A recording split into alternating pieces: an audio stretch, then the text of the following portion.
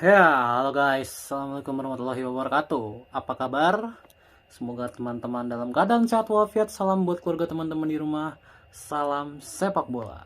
Perkenalkan gue si netizen yang suka membahas bola. Jadi di video kali ini gue ingin membahas segala sesuatu yang terjadi di sepak bola 24 jam terakhir ya, mulai dari klub World Cup sampai desas-desus transfer. Oke, kita mulai dulu dari klub World Cup ya, di mana ada hasil mengejutkan yang terjadi, di mana juara UCL Paris Saint-Germain kalah dari Botafogo. Ya, kalah dari Botafogo dengan skor 0-1 dan ini membuat PSG harus tersalip ya. PSG tersalip oleh Botafogo. Oke. Padahal kalau secara game sebenarnya PSG menguasai segalanya ya, namun mereka tidak klinis. Dan sepanjang pertandingan hanya menghasilkan 2 shot on target saja ke gawang Botafogo. Sebenarnya Botafogo mainnya solid banget ya. Botafogo mainnya solid banget dan mereka berhasil mencuri gol yang membuat Botafogo menang dengan skor 1-0 atas PSG. Oke, dan sementara di pertandingan lain Real Madrid hanya bermain imbang 1-1 dengan Al Hilal. Kalau melihat permainan Real Madrid ini kayaknya Alonso ini belum menemukan bentuk yang pas ya. Gimana cara bermain Real Madrid. Kenapa? Karena kelihatan jarak antar pemain masih agak terlalu jauh. Kemudian automatically-nya tuh belum ada gitu. Automatiknya tuh belum ada gitu. Jadi kelihatan pemain ini masih bingung dengan segala taktik yang ingin diterapkan oleh Alonso kepada tim ini. Tren ya yang menjalani debut masih bingung, Hussein masih bingung, kemudian Vinicius juga masih bingung, Rodrigo juga kadang ke tengah, kadang melebar gitu ya, bermain terlalu deep gitu ya, dan tidak ada otomatis ya. Sementara Al Hilal justru berhasil menunjukkan potensi terbaiknya di pertandingan itu, di mana passing-passing mereka jauh lebih cair, kelihatan ya tim ini memang sudah jadi ya, ditambahkan sekarang pelatihnya Simone Inzaghi juga ya, mantan pelatih Inter. Kelihatan ya ketika Al Hilal memegang bola itu nyaris tidak pernah putus. Aliran bola sangat lancar gitu ya, bahkan pemain sekelas Salim Al-Dawsari yang notabene sama Rizky Ridho dikantongin dulu ya. Salim Al-Dawsari berhasil mengacak-ngacak tren Aren Alnot loh.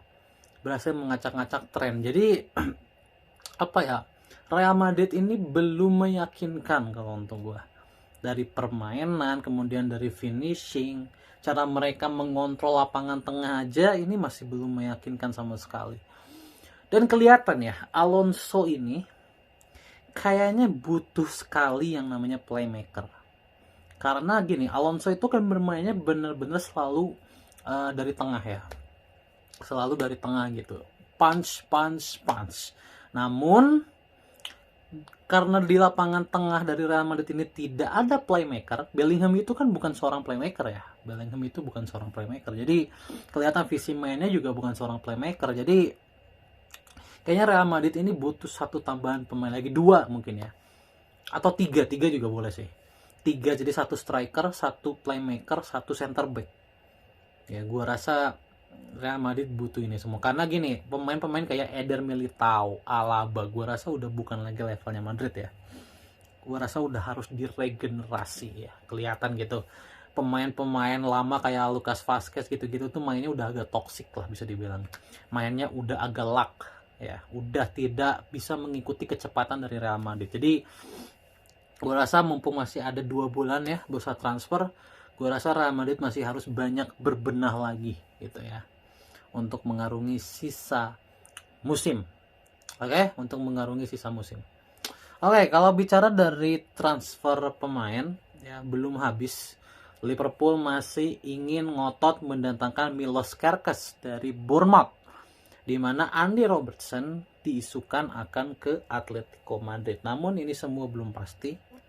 Kita lihat aja. Kemudian ada berita yang cukup hot, di mana Mikhailo Mudryk ya, Lord Mudryk akhirnya terbukti bersalah karena mengkonsumsi doping dan dia diancam hukuman 4 tahun tidak boleh berprofesi di sepak bola profesional ya, tidak boleh berkegiatan di sepak bola profesional. Dia tidak boleh bermain sih, bukan tidak boleh berkegiatan, tidak boleh bermain di sepak bola profesional. Jadi bad sekali untuk Mudryk, padahal sayang lah pemain ini tuh sangat berbakat sebenarnya ya.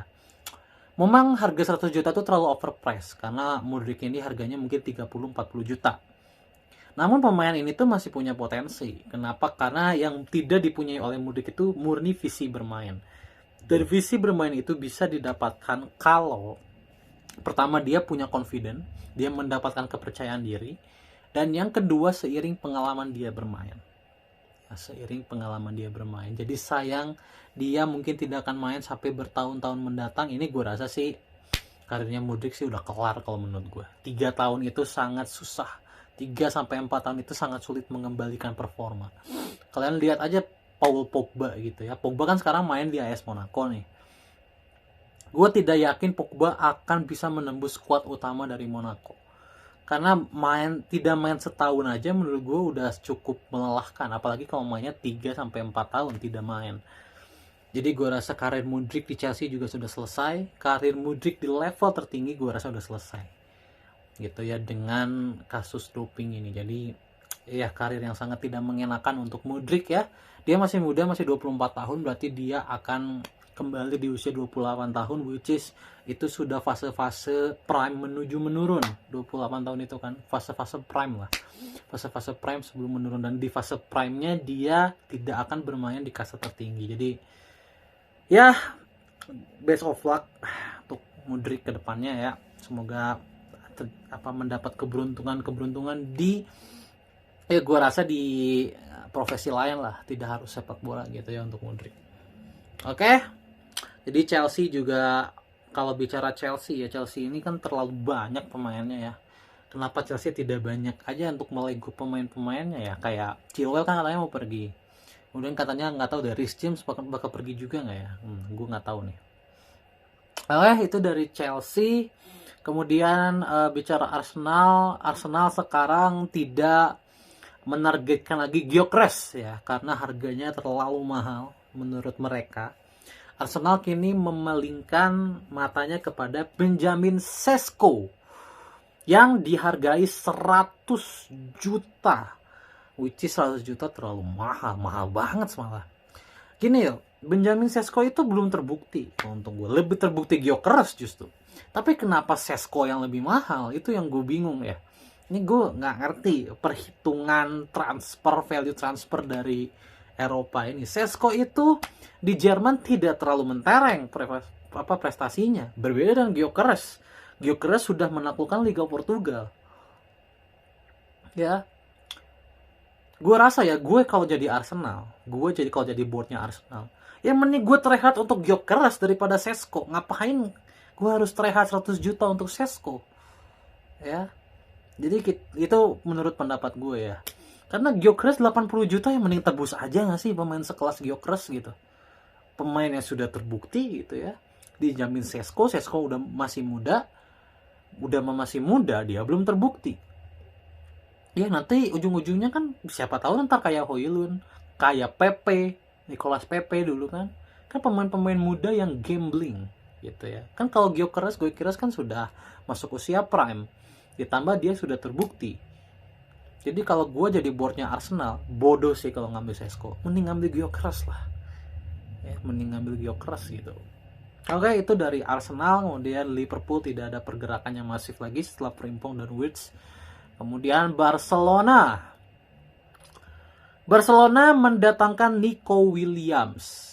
Tapi masih dalam tahap akhir ya.